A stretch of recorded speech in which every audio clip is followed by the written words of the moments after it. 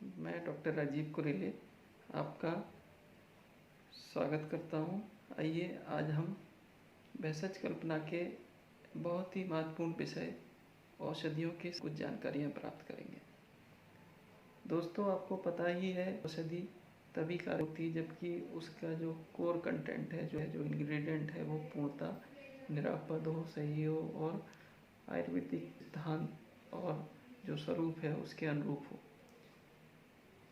इसके लिए भारत सरकार ने फार्माकोपिया मोनोग्राफ पैरामीटर भी बनाए हैं, जैसे कि आइडेंटिटी, प्योरिटी, स्ट्रेंथ। तो ये तो अभी लेटेस्ट है, लेकिन पूर्व में भी हमारे मनीषियों ने आयुर्वेद के औषधि के संबंध में विभिन्न प्रकार के बातें बताई हैं, विभिन्न प्रकार के प्रिकॉशन दिए हैं, विभिन्न प्रकार की गाइडलाइन बताई हैं। उन पर आज हम चर्चा करेंगे।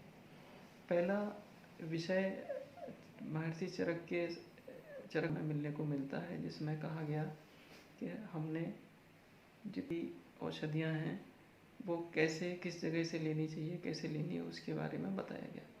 तो उसमें बताया गया कि जितनी भी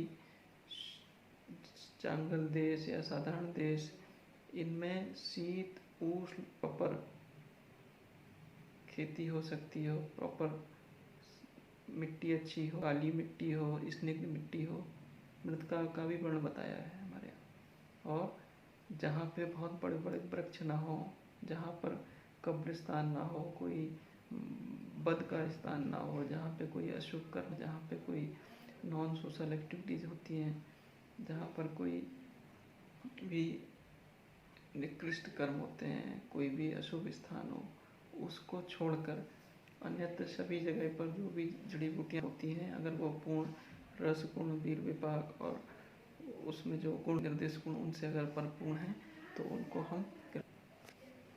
महर्षि सुश्रुत ने इसी तरह बताया कि जल का रस अव्यक्त होता है, अर्थात जल में कोई रस नहीं होता है। जल आसमान से वृष्टि के द्वारा भूमि में प्राप्त होता है और भूमि में जल विभिन्न प्रकार के महाभूतों के संयोग से अलग अलग प्रकार के गुणों को औषधियों में, तो उसी प्रकार के गुण औषधियों में मिलते हैं।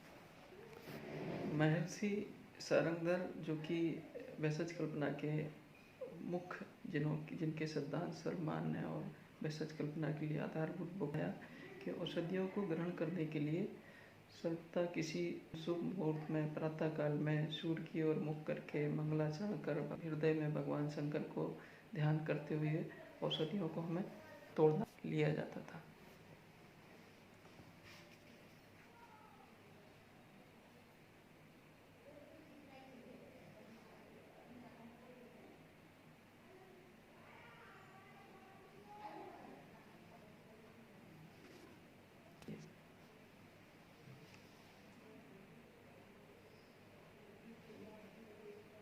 बताया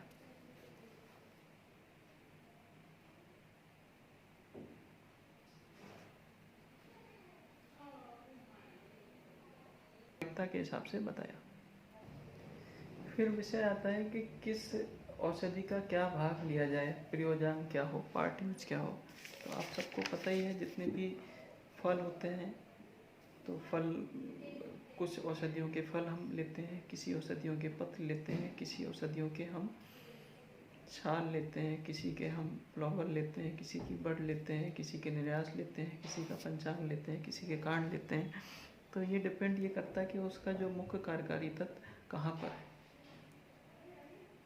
जैसे अगर हम पिपली है तो पिपली का पिपली मूल भी लेते हैं, पिपली भी लेते हैं, पिपली का पत्र भी होता है, सभी में पाइपरीन होती है। लेकिन जिस जगह पे पाइपरीन ज़्यादा होती है, जिसका निर्दिष्ट हमारे शास्त्रों में उल्लेख है, पे हम लेते हैं। मूलतः ये 10 प्रयोजांग होते हैं। उस प्रथम प्रयोजांग जो सबसे महत्वपूर्ण है वो है फल। तो आपने फलों में सुना ही होगा, त्रिफला, हरड़, बहेड़ा, आंवला बहुत ज़्यादा प्रचलित है। इसी तरह डाडिम है, सुपारी है, मरीच है, पिपली है, विडंग है, मदन फल है, इनमें फलों का प्रयोग करते हैं।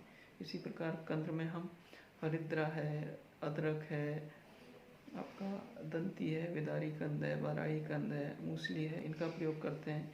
इसी प्रकार सार के लिए हम खदिर सार का प्रयोग करते हैं, देवदारू का प्रयोग करते हैं, चंदन का प्रयोग करते हैं, विजय सार का प्रयोग करते हैं। अगर हम पत्र की बात करें तो हम दालीस पत्र है, शनाय पत्र है, रासना पत्र है, निर्गुण तुलसी पत्र है, बासा पत्र है, तेज पत्र है, तो पत्रों में पत्र का प्रयोग करते हैं। इसी प्रकार जब बीज की बात करते हैं तो आत्मगुप्ता का बीज कहते हैं कौंच को, जयपाल माने जमाल गोटा, ठीक है, मालती बीज, मालती हो गया आपका, तो बीज में आपके मेथी का बीज हो गया। तो बीजों में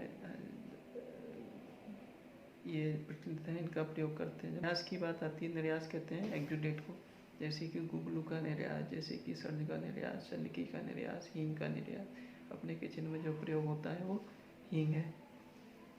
आईपेन का निर्यास। इसी प्रकार जब कांड की बात करें तो दारू, हल्दी, देवदारू, सरल, चंदन, खदिर।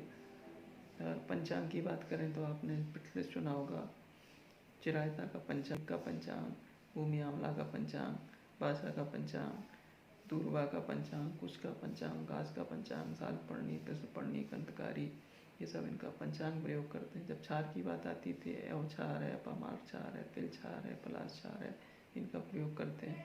जब भी मज्जा की बात आती है तो काजू का मज्जा लेते हैं हम, बादाम की मज्जा लेते हैं, मज्जा कहते हैं गिरी को, पिस्ता की मज्जा लेते हैं।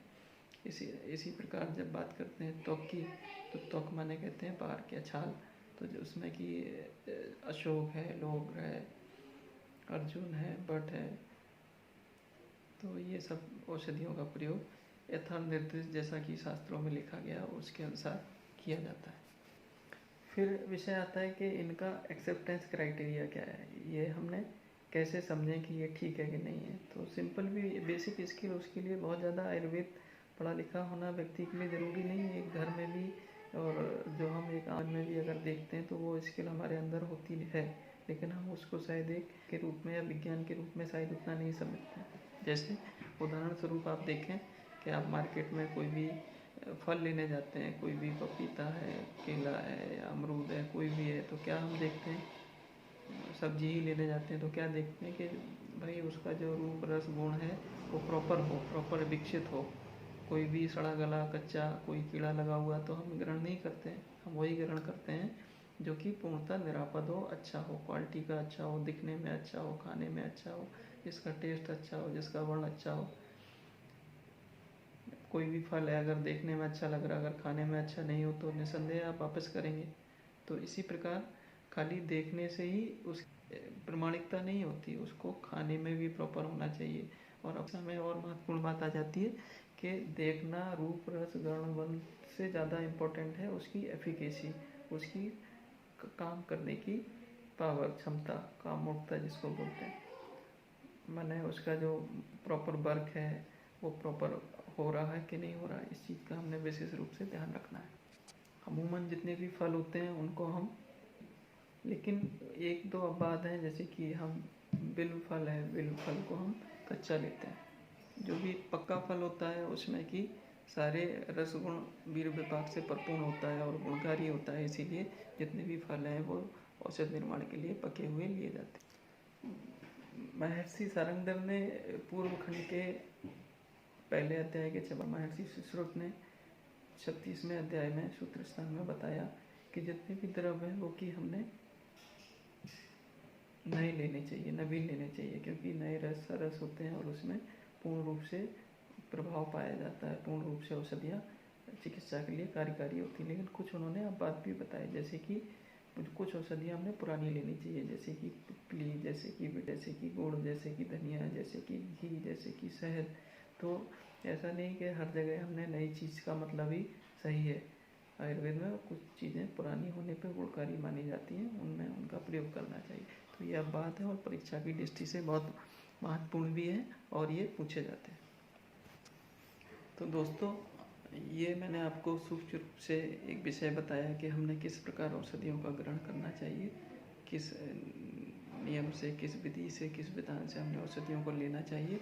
इसके अलावा आयुष मंत्रालय भारत सरकार द्वारा एक pharmacopoeial commission of Indian medicine and homeopathy के द्वारा